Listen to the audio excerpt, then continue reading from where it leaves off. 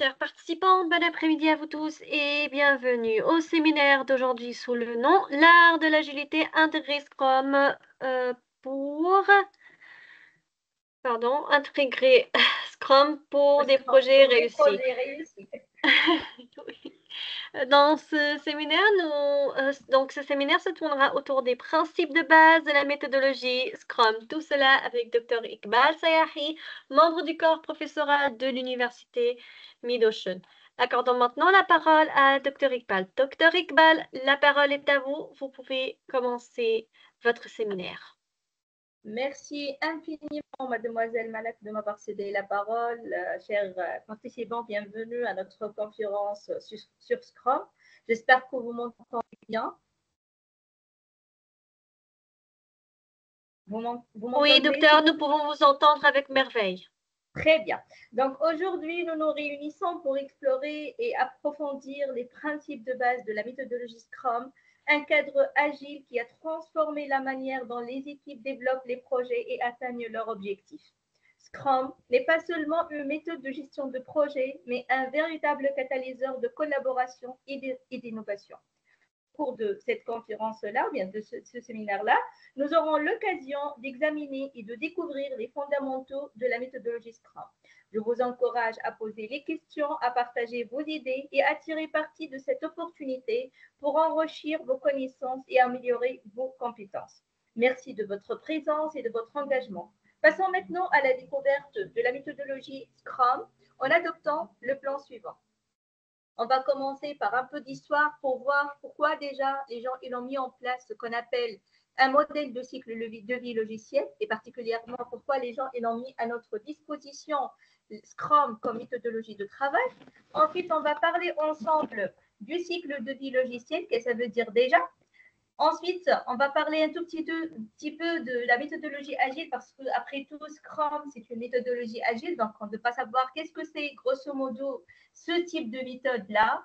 Et puis, on va passer à la découverte de Scrum. On va définir qu'est-ce que c'est Scrum et on va parler des différents artefacts de Scrum. On va parler des événements, on va parler de l'idée générale du déroulement de projet en adoptant la méthodologie Scrum et bien sûr, on va définir l'équipe de développement. Alors, commençons par l'histoire. Alors, pourquoi les gens ils ont pensé à mettre en place des modèles de cycle de vie logiciel? En fait, en 1995, dans un effort d'organisation des projets informatiques, une étude d'un groupe qui s'appelle Standish Group a dressé un tableau conduisant certains projets informatiques. Ils ont voulu savoir comment évoluent les projets informatiques dans les boîtes de développement et dans les entreprises. Malheureusement, cette étude qui a été appliquée sur 365 entreprises qui gèrent environ 8300 produits ou bien applications, ils ont abouti au résultat suivant. En fait, 16,2% uniquement des projets sont conformes aux prévisions initiales. 52,7%, qui est un pourcentage très important des projets, ont subi des dépassements en termes de coûts et de délais, ce qui va avoir une influence néfaste sur la société et sur, en fait, les dépôts de l'entreprise ainsi que le nom de l'entreprise et 31,1% des projets ont été abandonnés durant leur développement et ceci est dû face soit à une mauvaise planification ou bien à une mauvaise définition des étapes à faire, des technologies ou bien des architectures. Vous voyez, mener des projets informatiques au hasard, sans avoir une stratégie de développement, une stratégie de création de projets, il mène vraiment à des résultats catastrophiques, à des dégâts en termes de coûts et en termes de délai. Et ceci se fait principalement parce que soit le client ne sera pas satisfait du produit, parce que l'entreprise n'a pas pu entendre convenablement le client, il n'a pas pu en sortir les besoins du client exacts, soit parce que la tâche elle est plus complexe que prévu et qu'il n'y a pas une étude préalable et donc en développant le projet, on a trouvé que c'est un projet complexe et qu'on ne peut pas le mener avec ce qu'on dispose en termes de matériel et en termes des ingénieurs qui travaillent sur le projet, soit parce qu'il y en a des problèmes de technologie, on n'a pas pu choisir correctement les technologies à utiliser pour développer ce sujet-là, ou bien parce que l'architecture de projet qu'on a choisie n'a pas été adéquate au contexte ou à l'application que le client veut avoir. Et là, vous voyez, la nécessité d'adopter des règles exactes à suivre pour développer un projet informatique en partant de l'écoute du client, en partant de connaître le client, il veut quoi exactement de ce produit-là, jusqu'à la phase de développement et de test. Et ceci, bien évidemment, c'est le génie logiciel. En fait, c'est quoi le génie logiciel? C'est un ensemble des étapes à suivre pour fabriquer ou bien pour créer un logiciel. Et ces étapes-là partent de l'étape de l'écoute de client, ce qu'on appelle l'analyse de besoins, jusqu'à test et maintenance une fois le produit il a été créé. Donc, ce génie logiciel-là se base sur ce qu'on appelle un cycle de vie logiciel. Et en fait, le cycle de vie logiciel, c'est le fait de ordonner et de mettre en place les étapes à suivre pour fabriquer un tel projet ou bien pour développer un tel projet. Donc, par définition, le cycle de vie de développement d'un logiciel, c'est un ensemble d'étapes de la réalisation, de le lancer des besoins, de la maintenance au retrait du logiciel sur le marché informatique. En fait, on va mettre en place un modèle qu'on va suivre pour développer notre logiciel. On va partir de l'écoute de client, comme je vous ai dit tout à l'heure, puis la conception, la réalisation, les tests et les maintenances jusqu'au retrait du projet du marché. Vous voyez, on est en train d'accompagner le cycle de vie de notre logiciel. Et de façon générale, on peut dire que le cycle de vie du logiciel, c'est la période de temps qui s'étale du début à la fin d'un processus de fabrication logicielle. Et là, on a pas mal de cycles de vie qu'on peut adopter. On a les cycles de vie en tunnel, ou bien les cycles classiques. Je pense que vous entendez parler de ça. Les cycles en cascade, les cycles en V. Et puis, donc, on a eu ce qu'on appelle les cycles lourds, ou bien les méthodes lourdes, telles que les processus unifiés, les REP, le 2 tubes. Vous voyez, ce sont tous des modèles de vie qu'on utilise pour ordonner de façon un peu distincte les étapes de réalisation de projet. Et toujours, l'objectif, c'est de gagner en termes de temps et en termes de coût et avoir un produit qui satisfait le client. Donc, de nos jours, ou bien, il y a quelques dizaines d'années, il y a eu l'apparition de ce qu'on appelle les méthodes agiles. Donc, les méthodes agiles, ce sont des méthodes qui permettent la gestion et le pilotage du projet.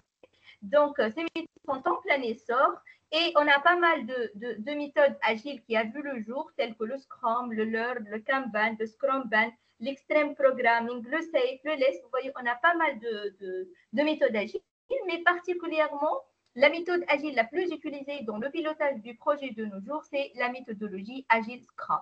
Donc, en fait, pourquoi déjà on a eu recours aux méthodes Agile Scrum et pourquoi Scrum particulièrement? Parce que pour toutes les méthodes de cycle de vie logiciel qu'on a vues, ou bien que je viens de citer, c'est-à-dire les méthodes lourdes, les méthodes, le modèle en V, le modèle en cascade, ce sont tous des modèles qui traitent le projet de façon fixe, de façon statique, c'est-à-dire l'objectif est toujours il est le même. Donc, par exemple, on vise créer ou bien on vise fabriquer une voiture. Toujours notre objectif, c'est d'avoir une voiture. Comment le faire? Ça diffère selon le cycle de vie qu'on a adopté, mais il fallait fixer le but de l'objet, du projet ou bien l'objectif du projet dès le départ. Par contre, l'agile, comme on le disait, l'agilité, c'est la flexibilité, c'est le fait d'avoir des objectifs qui changent au fur et à mesure de développement du projet. Et là, on donne plus de chances aux clients pour s'exprimer. On peut changer à tout moment le projet en fonction des besoins clients qui n'est pas généralement stable et surtout qui n'est pas clair au départ. Parfois, on aura des clients qui ne savent pas quoi utiliser comme produit, ils ne savent pas leurs besoins exactement et du coup, l'objectif de projet ne peut pas être déterminé au préalable. Il fallait avoir du temps, il fallait avancer au fur et à mesure de développement pour qu'on aura l'objectif fixe du client. Et là, avec cette variance, on ne peut jamais penser à une méthodologie lourde, on ne peut jamais penser ni à un modèle en V ni à un modèle en cascade. Il fallait directement penser à une méthodologie agile parce que les méthodologies agiles, vraiment, ils permettent la flexibilité et ils permettent de changer le comportement et changer l'objectif de notre projet tout au long de la réalisation de ce projet-là sans avoir des retards de livraison ni avoir des coûts supplémentaires à ajouter. Et donc, si nous voulons comparer les méthodes agiles par rapport aux méthodes classiques ou bien aux méthodes lourdes, donc pour l'objectif Une fois on va utiliser une méthode non agile, l'objectif devra être fixe, c'est-à-dire le client à l'avance, il tous les détails du produit que nous venons de fabriquer, qui n'est pas généralement le cas parce que souvent le client il ne sait pas exactement exprimer ses besoins. Le produit pour lui n'est pas clair à 100%. Il est en train d'hésiter par rapport à quelques parties ou bien par rapport à quelques points à développer ou bien à avoir dans le projet. Par contre, pour les méthodologies agiles, les objectifs sont variables. Comme j'ai dit tout à l'heure, je peux facilement donc changer d'objectif, je peux facilement rectifier et cela surtout n'influencera pas ni les dates de livraison ni les coûts qui sont estimés pour le projet. Pour le processus de développement, pour les méthodes classiques, c'est linéaire, c'est-à-dire on va commencer de l'écoute du client jusqu'à les tests. Et là, donc, on va travailler sur le projet dans sa totalité. Donc, vous voyez, même si c'est un projet lent, même si c'est un projet complexe, on devra le travailler tous à la fois. Et vous pouvez imaginer s'il y en a des problèmes ou bien s'il y en a des erreurs, le fait de mettre à jour le code, le fait de corriger, ce n'est pas aussi évident.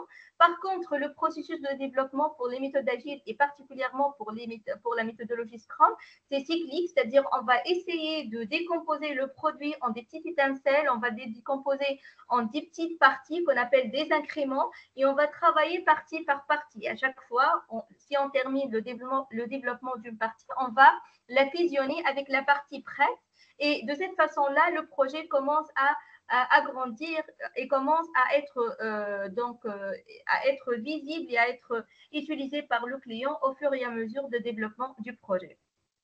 Par rapport à l'implication du client pour le modèle classique, le client il est consulté juste au départ pour exprimer ses besoins et à la fin pour voir est-ce que le produit il est satisfaisant ou pas, est-ce que c'est ça le produit qu'il veut ou pas. Et avec cette méthodologie-là ou bien avec cette implication-là, on aura beaucoup de problèmes parce que facilement on peut dévier par rapport aux besoins clients et on ne sera informé de cette déviation qu'à la fin. Et donc, vous pouvez imaginer le temps consacré pour faire les rectifications ainsi que les coûts supplémentaires qui se sont ajoutés au produit. Par contre, pour les méthodes agiles et Scrum particulièrement, le client, il fait partie intégrante du projet. Il est toujours là. À chaque fois où on termine le développement d'un incrément ou bien d'une partie, on va invoquer le client pour donner son avis. Une fois on va rectifier, la rectification va prendre juste sur la petite partie qui est en train d'être développée, c'est pas sur la totalité du projet. Et du coup, si on va dévier, on va le découvrir au bon moment et les rectifications ne vont pas entraîner vraiment des retards de livraison ni des coûts supplémentaires.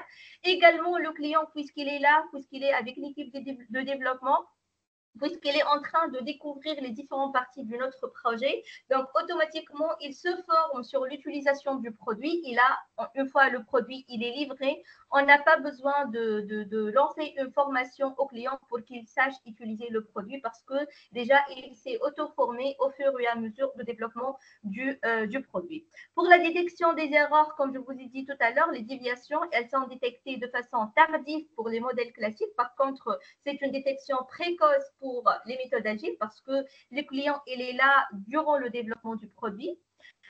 Le niveau de risque, il est très élevé au niveau des méthodes classiques. Par contre, elle est réduite au niveau de la méthodologie agile parce que on est toujours en train d'examiner, on est en train toujours de tester et du coup, on réduit considérablement l'espace de l'erreur. Les tests sont tardifs au niveau des modèles classiques parce qu'elles se font à la fin. Par contre, les tests sont fréquents pour une méthodologie agile, pratiquement là où on termine le développement d'une partie ou bien d'un incrément, automatiquement, on lance les différents types de tests sur le produit. Et là, donc, on va détecter facilement les erreurs. Pour les livraisons, elles sont lentes pour les méthodes classiques parce qu'on devra attendre que tout le projet soit développé dans sa totalité pour qu'on puisse livrer, alors que pour l'agile, on va livrer chaque incrément à part. Donc, la livraison, elle est rapide. On peut dire qu'après le lancement de développement du projet, juste après 4 semaines, on peut livrer le premier incrément avec la méthode agile. Au plus tard, hein, on peut même livrer après 2 semaines. Pour les changements classiques, c'est fixe, donc il est résistant au changement. Par contre, le changement, il est facilement fait avec la méthodologie agile. Pour la qualité, en fait, pour le classique, le contrôle de qualité de produit se fait à la fin. Par contre, pour la méthodologie agile, le contrôle se fait de façon précoce et permanente. Chaque incrément qui se développe, il sera évalué en termes de qualité de produit. Et finalement, pour les coûts, le coût, il est généralement élevé si on va développer le projet par une méthodologie classique, le modèle en cascade par exemple. Par contre, il est très réduit si on va adopter une méthodologie agile. Et là, d'après cette comparaison-là, vous pouvez déduire clairement l'efficacité, vous pouvez déduire clairement la simplicité et le dynamisme qu'offre un cadre de travail agile au sein d'un projet professionnel.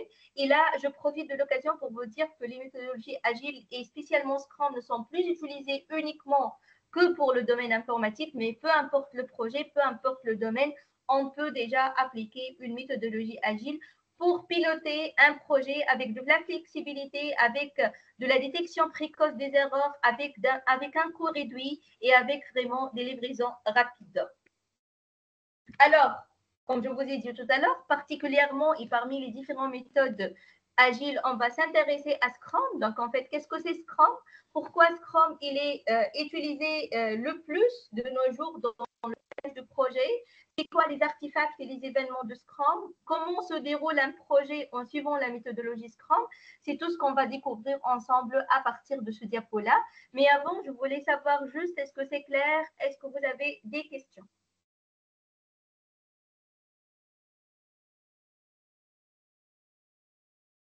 Avez-vous des questions, s'il vous plaît, jusque-là?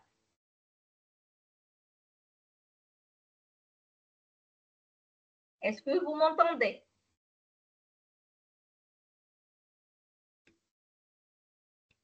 Vous m'entendez, s'il vous plaît?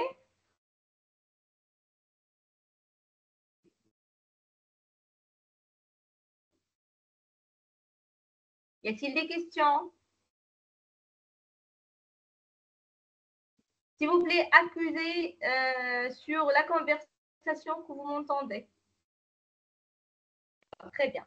Je passe donc. Parfait.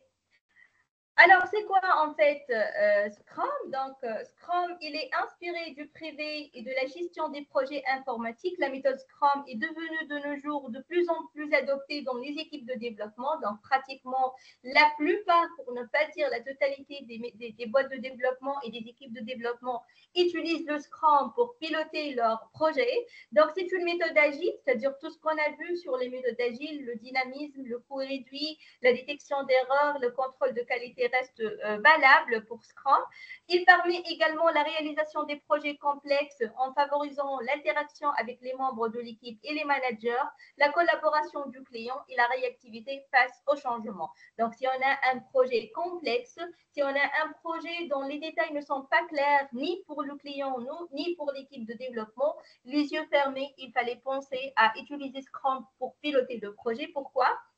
Parce que Scrum, il va favoriser l'interaction et la communication entre l'équipe de développement, les managers du projet et le client, ça c'est d'une part.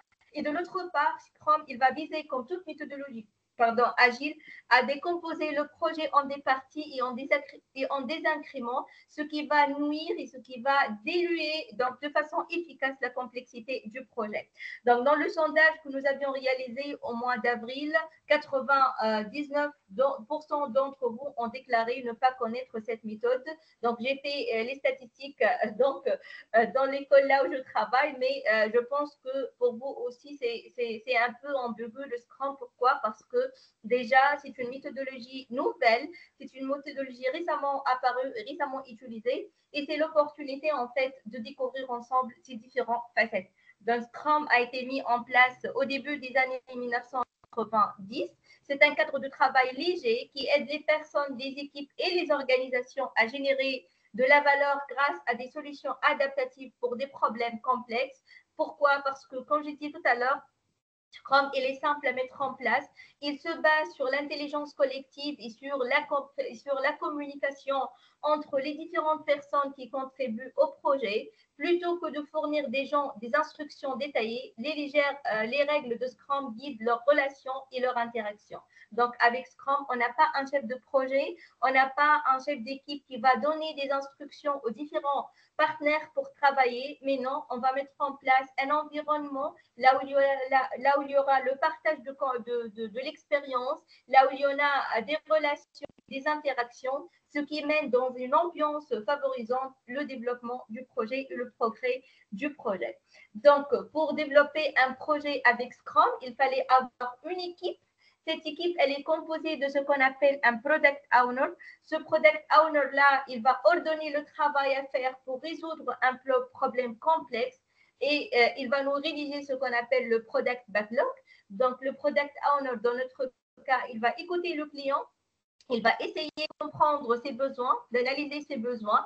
Il va essayer de mettre en place des solutions qui permettent de résoudre le problème complexe que le client veut résoudre. Et puis, il va nous rédiger sa solution dans ce qu'on appelle un product backlog. Product backlog, c'est une artifact Scrum qu'on va la définir à la fin de ce séminaire ou bien de cette le deuxième intervenant dans un projet Scrum, c'est la Scrum Team, ou bien c'est l'équipe de développement. En fait, ce sont les développeurs qui vont transformer la sélection de travail qui a été faite par le Product Owner, c'est-à-dire ils vont prendre comme input ou bien comme entrée le Product Backlog et ils vont essayer de créer des incréments qui ont de la valeur. Donc, les incréments, ce sont des parties du produit qui tourne et que le client peut tester et peut donc donner son avis par rapport à cette partie-là. La troisième partie, en fait,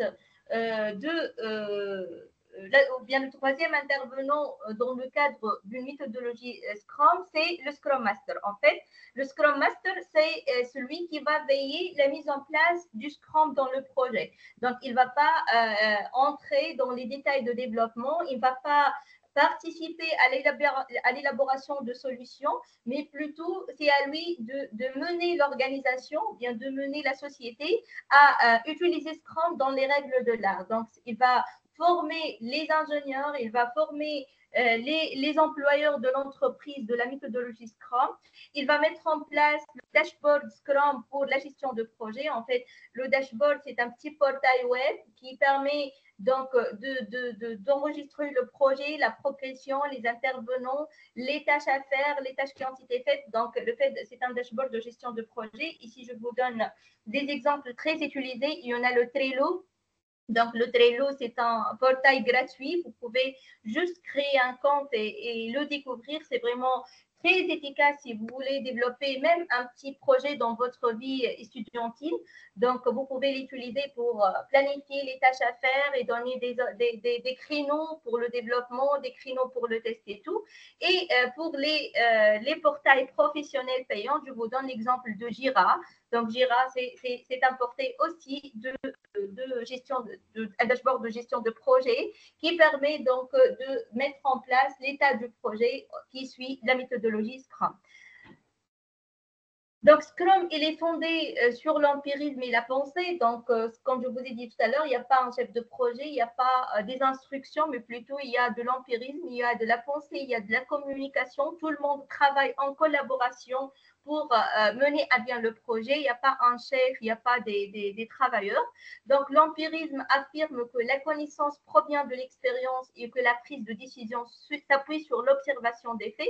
Donc, toujours dans la méthodologie Scrum, on va partager l'expérience, on va partager la connaissance, on va développer et puis on va faire des observations pour prendre des décisions.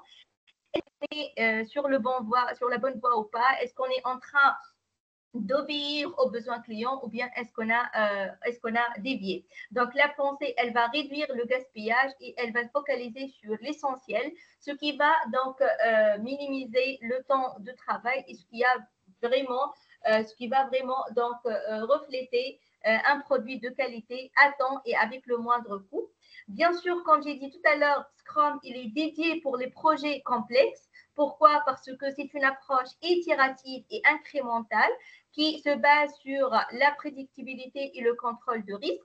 Donc, pourquoi on a dit que c'est une approche itérative et incrémentale? Parce que, comme je vous ai dit tout à l'heure, on va décomposer le produit en des parties et on va itérer sur chaque partie à part. Donc, pour nous, chaque partie, chaque incrément, c'est un sous-projet sur lequel on va appliquer toutes les étapes de réalisation du projet, partant de l'écoute de client jusqu'à test et maintenance. Une fois cette partie de projet, elle a été terminée avec succès et que les tests ont donné de bons résultats et que le client il est satisfait de cette partie, cette itération se termine et on s'incrémente vers une autre partie du projet. Donc, c'est pour ça qu'on dit que le pilotage de Scrum, c'est un pilotage itératif et incrémental.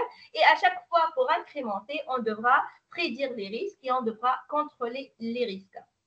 Donc, Scrum engage des groupes de personnes qui ont collectivement toutes les compétences et l'expertise requises pour faire le travail et partager ou acquérir de telles compétences selon les besoins, parce que l'équipe de développement dont j'ai parlé tout à l'heure et dont je parlerai avec plus de détails juste après quelques instants, elle est composée des ingénieurs de plusieurs compétences. On trouve dedans les développeurs, les testeurs, les analystes, les concepteurs,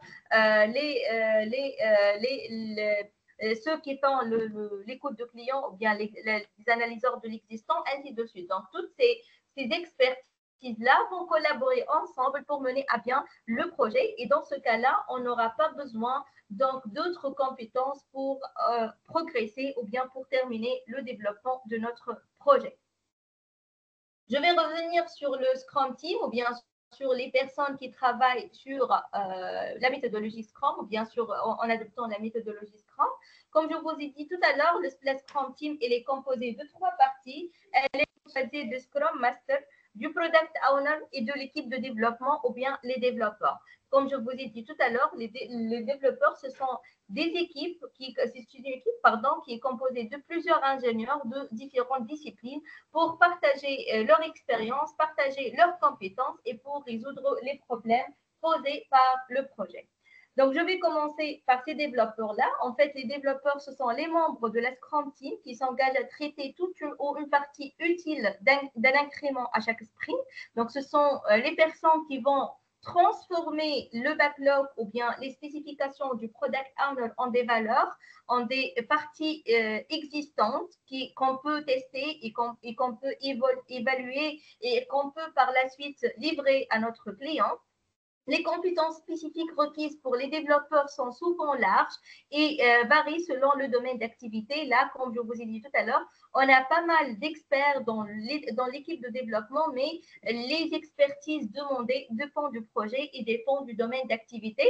Toutefois, donc, les développeurs sont redevables de créer un plan de sprint, un sprint backlog. C'est les développeurs qui vont définir le contenu de chaque itération, le contenu de chaque incrément, qu'est-ce qu'on va développer exactement durant cette itération-là ou bien dans cette partie de projet-là.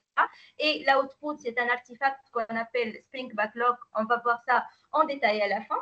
L'équipe de développement également, ils doivent inculquer la notion de qualité en adhérant à une définition OFDAL. Donc, l'équipe de développement, en admettant ou bien en adoptant un projet, ils doivent définir une liste des critères de qualité qui doivent être respectés. Cette liste de critères de qualité, ça s'appelle une définition OFDAL. Et à chaque fois où on va terminer l'exécution ou bien terminer le développement d'une partie, on va voir est-ce que le produit qu'on a réalisé, il est adéquat à la définition OFDAL qu'on a définie ou pas. Et c'est ça le contrôle de qualité continu dont j'ai parlé tout à l'heure. Également, l'équipe de développement, elles doivent adapter leur plan chaque jour par rapport à l'objectif du sprint. Donc, chaque jour, on doit discuter par rapport à ce qu'on a développé. On va réfléchir la mémoire par rapport à l'objectif de cette partie du produit et puis on devra adopter notre plan du jour par rapport à l'objectif pour ne pas avoir des déviations. Et finalement, donc, les développeurs doivent se tenir mutuellement responsables en tant que professionnels et favoriser une ambiance relaxante, une ambiance collaborative, là où le respect règne, là où il y en a la communication pour mener à bien notre projet. Passons maintenant au Product Owner. Donc, qu'est-ce que c'est ce Product Owner et c'est quoi sa mission? En fait, le Product Owner, c'est lui le responsable de traduire les besoins du client on a un document clair et compréhensible par les développeurs. Donc, lui, il va écouter le client, il va essayer d'analyser le besoin, il va essayer d'extraire les différentes parties que le client veut de ce produit-là. Il devra trouver des solutions qu'on peut réaliser et efficaces pour les problèmes annoncés par le client. Et le résultat de ce travail-là, c'est l'artefact Product Backlog dont j'ai parlé tout à l'heure et qu'on verra juste en détail à la fin de ce séminaire-là. Donc, le Product Owner, c'est redevable de maximiser la valeur de produit résultant du travail de la Scrum Team. La manière de procéder peut varier considérablement selon les organisations, les Scrum Teams et les individus. Donc, vous voyez, le Product Owner, il va nous donner les valeurs à développer, il va nous donner les tâches à faire, mais comment procéder, tout dépend de l'organisation, tout dépend de l'équipe de développement et des experts qui existent au niveau de la société. Bien sûr, les différentes exigences mentionnées par le Product Owner doivent être rédigées dans un document qui s'appelle le Product Backlog. Et bien évidemment, en plus, le Product Owner, il devra formuler et communiquer explicitement l'objectif du produit. Il devra donc expliquer aux membres de l'entreprise et surtout aux développeurs l'objectif du produit et ses différents détails, parce que plus les développeurs sont conscients du détail du projet, plus on aura un projet de qualité qui satisfait les besoins clients. Également, le Product Owner, il devra créer et communiquer clairement les éléments du Product Backlog, c'est-à-dire le document qu'il a rédigé, il devra le communiquer à toute personne inclue dans le projet et il devra expliquer ce qui existe. Il devra ordonner les éléments dans le Product Backlog parce que le Product Backlog, il va contenir les différentes tâches à faire, mais il fallait que le Product Owner donne un ordre d'exécution ou bien un ordre de de tous les éléments qui existent dans le Product Backlog parce que toujours, on devra commencer par la partie la plus urgente, on devra commencer toujours par la partie que le client voulait utiliser le plus tôt que possible. Et finalement, le Product Owner, il doit s'assurer que le Product Backlog est transparent, visible et compris. Donc, c'est ça la mission principale de notre Product Owner. Et là aussi, je profite de cette occasion pour vous dire que une fois les développeurs, en développant le projet, ils ont trouvé qu'il y en a des contradictions ou bien ils voulaient ajouter des éléments au Product Backlog ou bien modifier des éléments, ils ne peuvent le faire que si le Product Owner est convaincu. Personne ne peut changer au Product Backlog sans la permission du Product Owner. Même si c'est l'équipe de développement, même si c'est l'exigence technique, il fallait convaincre le Product Owner pour que vous puissiez, ou bien pour que l'équipe de développement puisse changer dans le Product Backlog. Et pourquoi ceci, ou bien pourquoi cette exigence-là? Parce qu'on respecte au maximum possible le besoin client au sein d'une méthodologie Scrum. Et donc, le Product Owner, c'est lui le seul connaisseur des besoins clients. Et donc, pour changer des particularités au niveau du produit, il fallait convaincre ce Product Owner. Passons maintenant au Scrum Master. Donc, c'est quoi en fait le Scrum Master? En fait, c'est la personne redevable de la mise en place de Scrum dans la société et il devra donc vérifier ou bien veiller la mise en place de Scrum selon le guide de Scrum. Parce que vous connaissez tous Scrum, il y en a un guide qui explique les différents artefacts et le déroulement de Scrum. Donc, le Scrum Master, il doit vérifier que ce guide il a été respecté et que le produit il est piloté de façon efficace par la méthodologie Scrum. Donc, pour ce faire, il se doit d'aider un chacun, l'équipe et l'organisation à comprendre la théorie et la pratique du Scrum. Donc, la première mission, c'est que notre Scrum Master devra faire une petite formation sur toutes les personnes qui existent dans l'organisation pour qu'ils soient connaisseurs de différentes parties du Scrum et comment ils pilotent leur projet avec Scrum. Également, le Scrum Master il est redevable de l'efficacité de la Scrum Team. Donc, c'est lui de contrôler les rendus et de contrôler donc l'efficacité des personnes qui travaillent sur le projet. Également, il permet à la Scrum Team d'améliorer leurs pratiques en suivant le cadre de travail Scrum. Donc là, si on a un partenaire du projet qui n'est pas trop familiarisé avec Scrum et que son rendement il est un peu faible. Donc, c'est au Scrum Master de voir c'est quoi le problème, d'essayer de lui familiariser avec les pratiques de Scrum et de le mettre sur le chemin du travail pour qu'il sera aligné et synchronisé avec les autres partenaires du projet. Donc, le Scrum Master également, et avant tout, c'est un véritable leader, manager au service de la Scrum Team et de l'ensemble de l'organisation. Et donc, si on va résumer, on va dire que le Scrum Master, c'est la personne qui veille la mise en place de la méthodologie Scrum dans la société, et ceci en formant les employés de cette méthodologie-là, et c'est lui qui va veiller l'évolution et le rendu des différents partenaires du projet. Et c'est à lui de faire le dashboard du projet en utilisant un portail qui adopte la méthodologie Scrum. Donc, le Scrum Master également, il rend service à la Scrum Team de plusieurs façons. Il va les accompagner en manière d'autogestion et pluridisciplinarité. Il va leur aider donc à se focaliser sur la création des incréments de grande valeur qui répondent à la définition OFDAN. Donc, c'est à lui qui va aider l'équipe de développement à avoir un produit de qualité qui satisfait le maximum possible la définition OFDAN qui a été mentionné dès le départ du projet. Il va faire en sorte qu'il n'y a pas d'obstacles pouvant entraver la progression de la gestion du Scrum. Donc, il va essayer de nuire et d'éliminer des obstacles qui empêchent la progression du projet. Et il va s'assurer que tous les événements Scrum ont bien lieu et sont efficaces, ils sont efficients, productifs et respectent bien le temps imparti. Donc, vous voyez que on va le voir déjà, Scrum, elle se base sur plusieurs réunions qu'on nomme événements. Donc, le Scrum Master, il devra veiller ces événements-là. Il va être présent pour voir est-ce que ces réunions-là sont efficaces, sont productives ou pas. Est-ce que les participants dans les événements ou bien dans les réunions, ils respectent les objectifs de la réunion, ils respectent la durée de la réunion ou pas. Donc, j'ai terminé avec les rôles de Scrum. Y a-t-il des questions avant de passer à l'idée générale et vous faire montrer comment exactement on pilote un projet via Scrum? Avez-vous des questions, s'il vous plaît? N'hésitez pas à poser les questions. Vous pouvez même écrire sur le chat. Hein? Donc, pour ceux qui veulent, pour ceux qui ont des questions, pardon, veuillez s'il vous plaît soit lever la main, soit l'écrire sur le chat.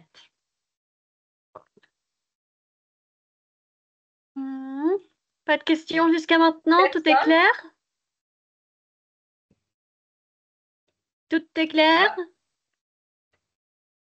Je pense que tout est clair, docteur. Vous pouvez continuer. D'accord, très bien. Bon, il y en a un étudiant qui écrit déjà. Juste, je vais l'attendre, ensuite je vais continuer. Oui, d'accord, c'est clair. Parfait. J'essaye de faire vite parce que vraiment, ce n'est pas aussi évident d'expliquer Scrum durant environ 1 heure. Donc, je vais essayer de vous donner le maximum d'informations. Mais si vous voyez que le rythme il est un peu rapide, vous pouvez me stopper et poser les questions. Donc, je vais passer à l'idée générale de Scrum. En fait, comment Scrum se déroule au sein d'une société. Et pour vous expliquer le principe, je vais vous proposer la figure suivante. En fait, vous voyez, on a dit que Scrum, il est basé sur les itérations et sur les incréments. Et c'est une approche itérative et incrémentale. C'est pour ça que j'ai mis cette flèche-là. Donc, itérative, c'est-à-dire, je vais itérer pour les différentes parties du projet.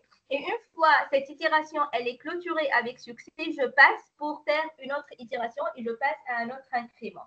Donc, bien sûr, les intervenants de notre projet, ce sont le Product Owner. C'est lui qui va écouter le client et qui va nous définir le backlog produit. Le Scrum Master, c'est le responsable de la mise en place du Scrum, du pilotage Scrum dans la société. Et on a l'équipe de développement qui vont développer réellement le projet.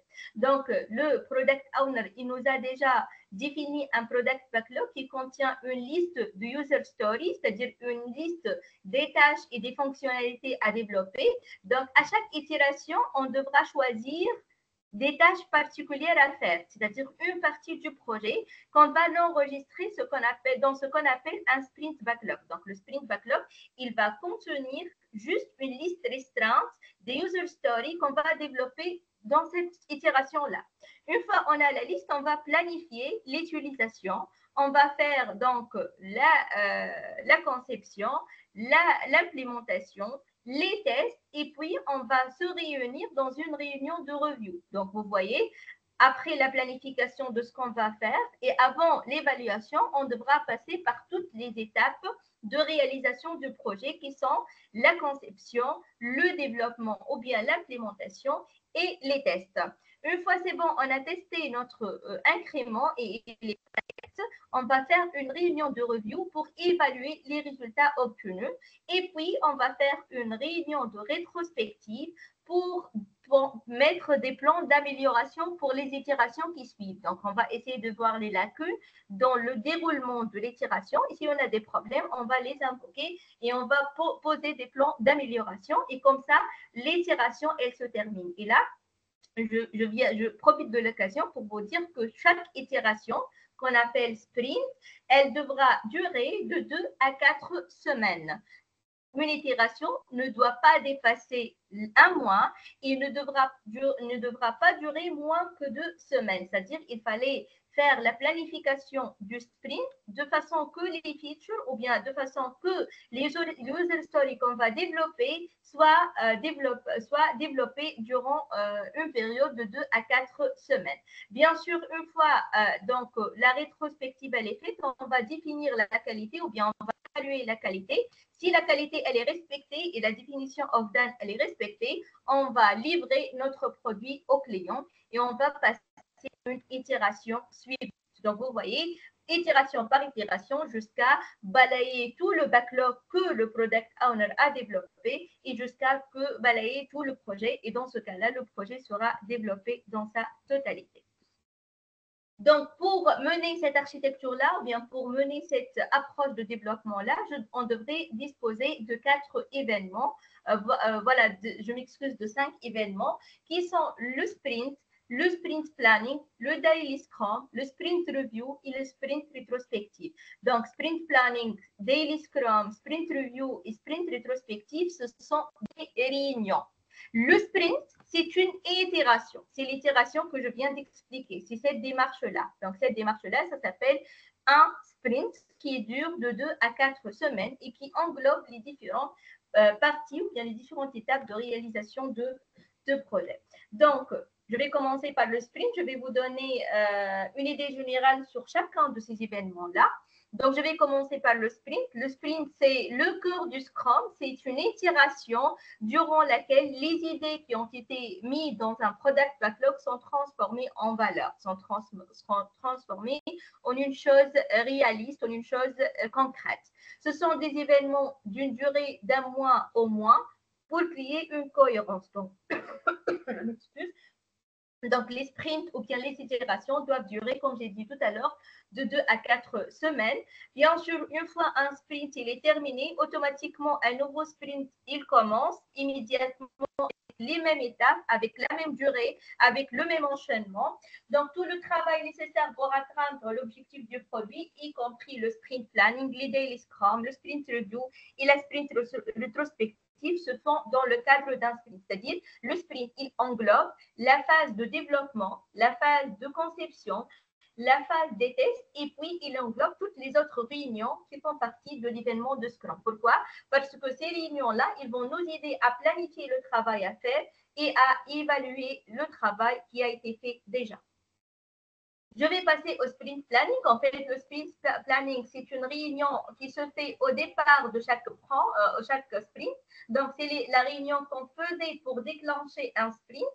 Et la mission d'un sprint planning, c'est de prendre le backlog du produit qui contient la description de tout le projet et extraire la partie qu'on va entamer durant le sprint en cours. Donc, c'est comme ça, c'est au niveau de cette réunion-là qu'on va évaluer ou bien qu'on va donc soustraire une petite partie du projet pour la développer durant un sprint de 2 à 4 semaines. Donc là, toute l'équipe de développement devra être présente pour élaborer le sprint planning.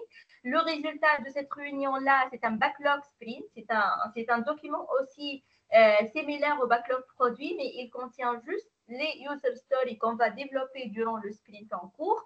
Bien sûr, le sprint planning, il sert aussi à définir l'objectif du sprint. On est en train de faire quoi exactement? Par exemple, on est dans le cas d'un projet de gestion de scolarité, par exemple de Made Ocean, et on a tout un backlog qui contient une liste qui contient des centaines et des centaines de user stories. L'inscription, les créations de comptes, consulter notes, consulter examen, ajouter matière, ajouter enseignant, ce que vous voulez. Et particulièrement dans ce sprint-là, on va travailler sur l'inscription des étudiants. Vous voyez? Donc, l'objectif du sprint, c'est la gestion des inscriptions des étudiants et c'est l'objectif qui a été défini au niveau d'une réunion de planning. Ensuite, on va donner un document qui contient tous les user stories à développer. Donc, l'étudiant devra être apte à s'inscrire, l'administration devra être apte à valider l'inscription. L'étudiant devra être notifié que son inscription elle a été faite avec succès, ainsi de suite. Ce sont tous des tâches et des fonctionnalités que nous mentionnons dans le sprint planning et que nous devrons développer et la transformer en une réalité au niveau de l'itération. Passons maintenant au Daily Scrum. Donc, le Daily Scrum, c'est une réunion de 15 minutes qui se fait chaque jour, qu'on appelle les quotidiennes déjà, 15 minutes chaque jour où les développeurs se réunissent dans le même emplacement. Donc, l'objectif de Daily Scrum, c'est quoi? Chacun, il va s'exprimer, il va nous raconter qu'est-ce qu'il a fait hier, il va raconter ou bien il va mentionner qu'est-ce qu'il va faire aujourd'hui. Donc, toujours pour que tout le monde sache les autres qu'est-ce qu'ils sont en train de faire. Et là, si on a un développeur qui a des problèmes et qui ne peut pas progresser ou bien qui n'arrive pas à résoudre les problèmes qu'il a, c'est l'opportunité que jamais d'annoncer les problèmes et que les autres interviennent pour l'aider. Donc, je peux dire que le Daily Scrum, c'est une petite réunion de 15 minutes pour débloquer les personnes qui présentent des problèmes et pour s'exprimer chacun qu'est-ce qu'il a fait et qu'est-ce qu'il est en train de faire pour que tout le monde aura une idée générale sur la progression du développement du projet. Passons maintenant au sprint review. Donc, le sprint review, c'est une réunion qui se fait à la fin de l'itération, à la fin du sprint. Donc, une fois on a développé le projet, on a fait les tests, on a les fiches de tests qui montrent les résultats des tests qui ont été faits. Maintenant, toute l'équipe, elle va se réunir pour évaluer les résultats trouvés et pour évaluer la persistance et l'efficacité de la valeur qui a été développée. Donc là, on va inspecter les résultats du sprint et on va déterminer est-ce que c'est bon, on peut passer à la livraison et prendre avis du client ou on devra itérer encore une fois pour faire des rectifications. Et bien sûr, si on a des rectifications à faire, on devra déterminer les adaptations futures. Donc, la Scrum Team, elle va représenter les résultats du travail aux principales parties permanentes du projet et il y aura discussion sur ces résultats-là. Donc, certainement prendre une durée pour un sprint de 4 mois. Et à la fin de ce sprint review-là, ou bien de cette réunion-là, donc il y aura soit validation du projet et ou bien la validation de l'incrément et que cet incrément-là sera passé vers le client et puis il sera livré ou bien il y en a des problèmes et qu'il faut faire des adaptations futures. Une fois le sprint review il a été fait avec succès et que le produit il est déployé, la partie prenante du projet ou bien les développeurs doivent se réunir encore une fois pour une réunion de 2 heures au maximum pour donner un plan d'amélioration. Parce que certes, en développant une itération, bien en développant une partie, il y en a des lacunes qui se présentent, il y en a des problèmes. Et là, il fallait penser à des pistes d'amélioration pour améliorer la qualité et l'efficacité, non plus du projet, mais plutôt de la procédure ou bien du processus de développement du projet. Donc, le Scrum Team, dans ce cas-là, il va inspecter le déroulement du dernier sprint en ce qui concerne les individus, les interactions et le processus et les outils de définition of-done. Et puis, donc, ils vont proposer un plan d'amélioration pour faire face à toutes les lacunes et à tous les problèmes qui étaient présents au niveau de sprint qui s'est passé pour éviter ces trucs-là dans les sprints qui viennent après. Donc, le Scrum Team, il va discuter ce qui s'est passé durant le sprint, les problèmes rencontrés également, et puis, donc, ils vont identifier les changements les plus utiles pour améliorer l'efficacité du processus de développement du projet. Voilà, donc j'ai terminé avec les événements de sprint. Je vous rappelle, ce sont 5 événements. C'est le sprint. Le sprint, c'est l'itération. Et on a le daily meeting, c'est un événement qui se fait chaque jour. On a le sprint planning, c'est une réunion qui se fait au départ du sprint. Et on a les sprint review et le sprint rétrospectif qui sont 2 réunions qui se font à la fin du sprint. Et maintenant, on va penser un tout petit peu aux artefacts. On va penser aux documents qui sont rédigés par la Scrum Team ou bien par le Product Owner pour mener le projet. Donc, ici, on présente 3 artefacts qui sont le Product Backlog, le Sprint Backlog et l'incrément. Donc, on va voir ensemble c'est quoi ces artefacts-là et quels sont leurs objectifs. Donc, les artefacts de Scrum représentent une valeur. Ils sont conçus pour maximiser la transparence des informations entre les partenaires du projet ou bien la partie prenante du projet. Donc, comme je vous ai dit tout à l'heure, on a 3 artefacts qui sont le Product Backlog, le Sprint Backlog et l'incrément. Donc, je vais commencer par le Product Backlog. Si vous vous souvenez, c'est le document qui est rédigé par notre Product Owner au départ du projet. Donc, il contient une liste ordonnée et émergente de différentes fonctionnalités à développer. Bien sûr, ces fonctionnalités-là ont été déduites depuis le client. Donc, si on va examiner concrètement c'est quoi ce Product Backlog, c'est un fichier qui contient un tableau. Les colonnes de ce tableau sont l'ID du feature, c'est-à-dire l'ID de la fonctionnalité, le nom de la fonctionnalité qu'on appelle le user story, la description de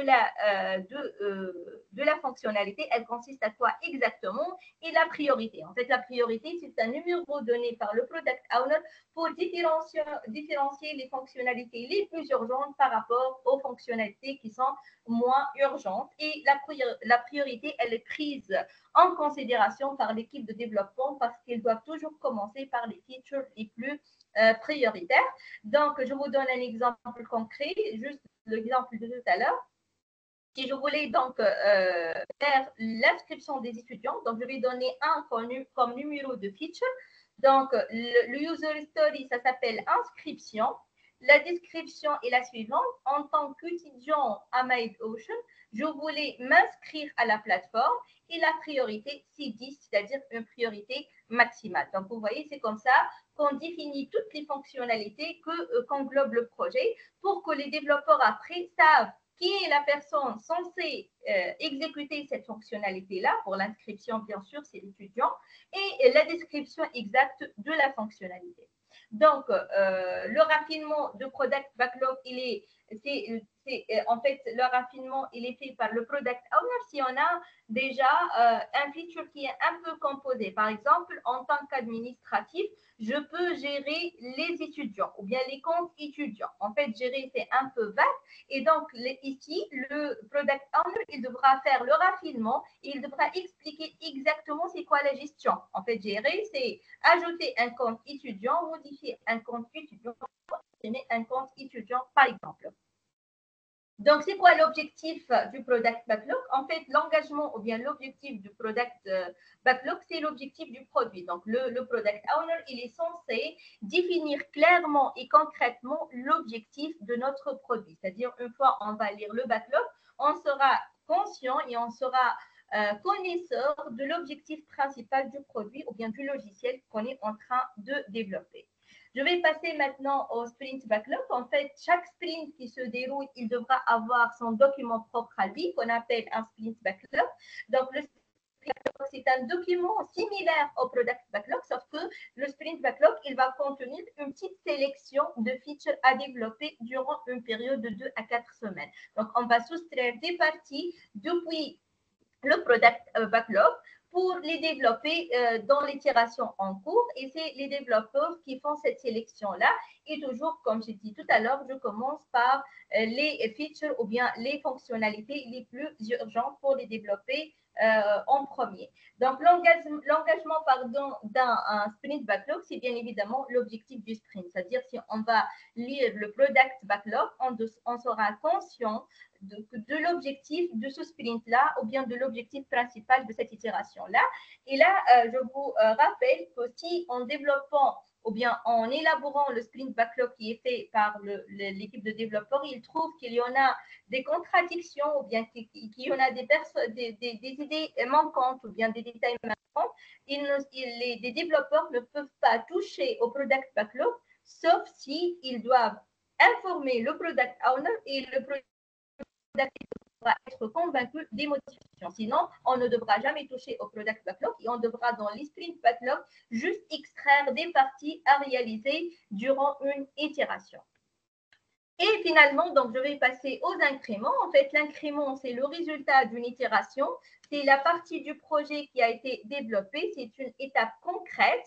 Donc, chaque incrément, il va s'ajouter à tous les incréments précédents qui ont été développés. Et là, on pourra avoir au fur et à mesure un projet qui se progresse et qui contient de plus de fonctionnalités. Bien sûr, chaque incrément, il devra être vérifié de façon approfondie. On devra également évaluer son intégration par rapport aux incréments qui ont été utilisés. Bien sûr, si on développe un incrément dans un projet et que cette même fonctionnalité-là, elle est existante dans d'autres projets, je peux réutiliser l'incrément parce qu'il est indépendant, il est développé à part. Donc, je peux facilement l'intégrer dans d'autres projets, ce qui va permettre à l'entreprise de gagner énormément en termes de temps s'il y en a des trucs qui sont déjà prêts à l'emploi.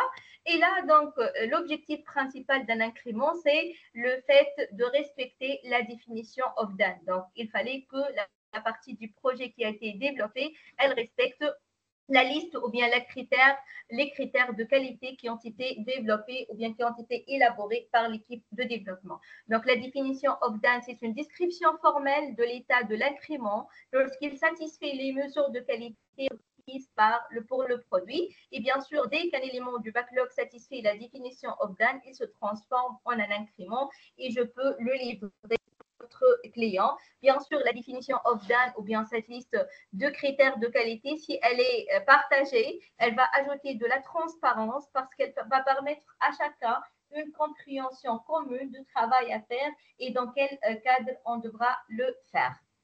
Donc, voilà, j'arrive à finir ma présentation. J'espère que j'ai touché aux différentes parties de la méthodologie Scrum.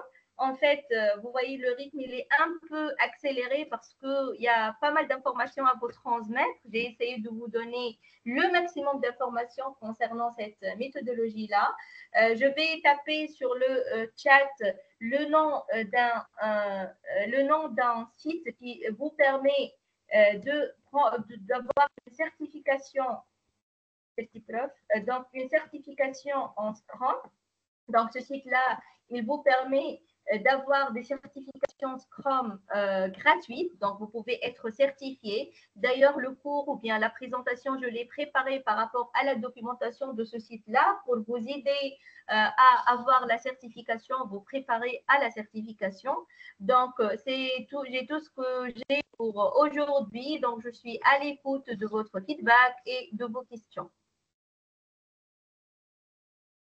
Merci infiniment à vous, docteur, pour tous vos efforts. Pour ceux qui ont des questions, veuillez s'il vous plaît soit lever la main, soit l'écrire sur le chat.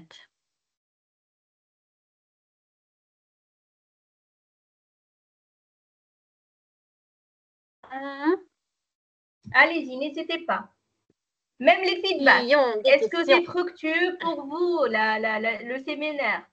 Est-ce que vous avez eu de nouvelles informations, de nouvelles connaissances?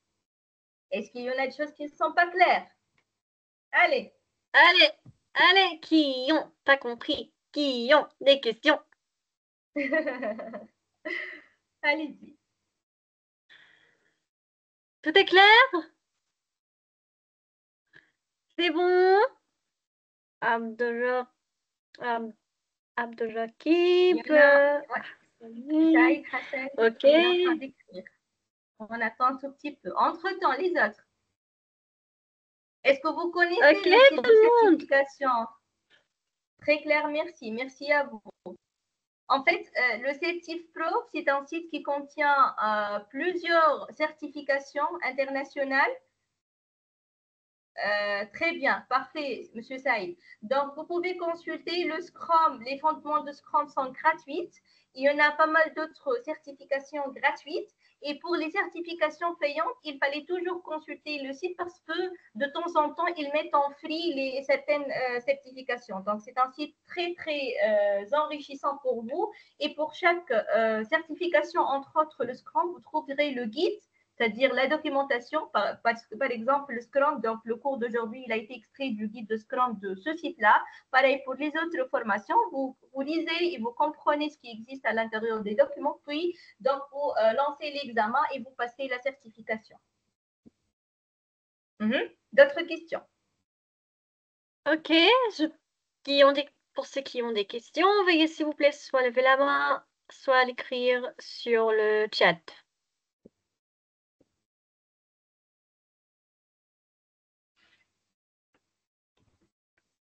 Monsieur Saïd, il écrit déjà.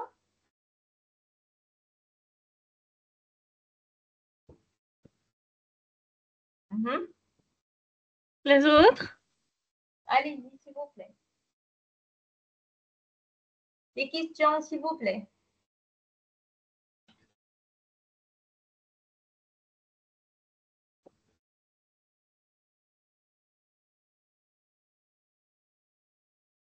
Allez, les questions.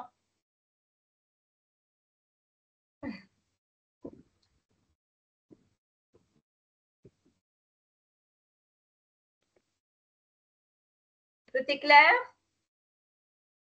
Donc, je pense que tout est clair et que nous n'avons pas de questions. À la fin du séminaire d'aujourd'hui, docteur, voulez-vous ajouter quelque chose?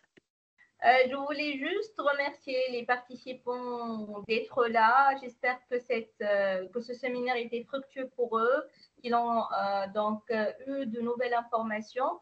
Je vous remercie également, Mademoiselle Malak, pour votre engagement, pour tout ce que vous faites pour la bonne organisation de ce séminaire-là. Et voilà, donc je vous souhaite une bonne continuation. Merci infiniment à vous, docteur, pour tous vos efforts. Merci aux participants pour avoir participé au séminaire d'aujourd'hui. Attention, attention, attention. Il y a un certificat de participation. Veuillez s'il vous plaît vous inscrire via le lien envoyé sur le chat. Pas d'inscription, pas de certificat de participation. Vous pouvez également suivre les dernières actualités concernant les séminaires, formations, ateliers, concours et l'inscription au programme d'études de l'université via le compte officiel de l'université sur Facebook, le groupe WhatsApp des activités étudiants ou encore le site web. Merci à vous tous. Nous verrons une chance dans nos prochaines activités ou encore demain à tous les nouveaux curieux qui veulent savoir quel est le programme d'études en technologie de l'information. N'hésitez pas à assister demain au symposium qui aura lieu à 14h selon l'heure locale de l'Arabie Saoudite avec la doyenne de l'université, Dr Quds Hassim, et Dr Soufiane Malti, membre du corps professoral de l'université Mid-Ocean, et plein d'autres activités et de formation qui auront lieu. Donc, n'hésitez pas, ne l'oubliez pas, restez connectés. Nous vous verrons, Inch'Allah, dans nos prochaines activités. Nous vous souhaitons un bon vendredi, une excellente journée. Au revoir. Au revoir à tous.